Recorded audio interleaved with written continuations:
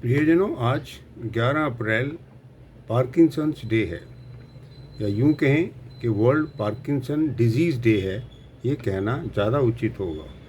ये ऐसा रोग है जो कि ब्रेन के सेल्स जब ख़राब हो जाते हैं तो उससे जो डोपामाइन निकलने वाला खुशी का हार्मोन है वो भी कम हो जाता है, अर्थात प्रभावित होता है, जिससे हाथ पैरों में कंपन, गर्दन का हिलना, जुबान लड़खड़ाना, यहाँ तक कि लिखने में पेन का पकड़ना, स्पष्ट लिखाई ना होना और कोई चीज़ को पकड़ने में दिक्कत होना, ये आम बातें हैं।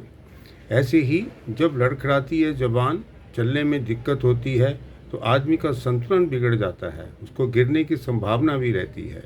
अक्सर ये बीमारी वैसे तो बड़ी उम्र में ज़्यादा होती है, पर जो लोग अपने खान पान पे ध्यान ना दे के उनकी जो दिनचर्या है वो वैसी नहीं स्वस्थ होती जैसी होनी चाहिए, तो इस हार्मोन के प्रभाव होने से ये बीमारी आम होने लगी है। आजकल ये बीमारी शहरों में ज़्यादा हो रही है, खासकर जिन लोगों को नींद अच्छी नहीं आती है, उनका खान पान में मिर्च मसाले, बीड़ी, सिगरेट, शराब, तनावग्रस्त जीवन, एक्सरसाइज की कमी, ये सब आम बातें हो रही हैं।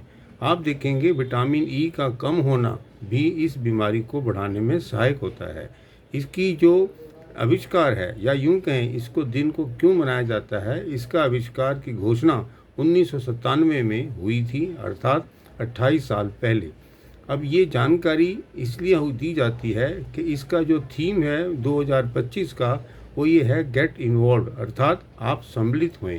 इस रोग को रोकने में, इसकी रोकथाम को रोकने में लोगों में जागृति हो, चाहे डॉक्टर्स हों या जो लोग शिक्षित लोग हैं या उनके परिवार के लोग हैं, ये बीमारी को जानकर कोशिश करें कि बीमारी जो है थमे, ये ना बढ़े। जिस प्रकार से तेज़ी से हमारे देश में भी एक प्रकार से विकराल रूप ले रही है और हमारे व्यक्तिगत तौर से, सामाजिक तौर से और पारिवारिक तौर से सभी को प्रभावित भी करती है।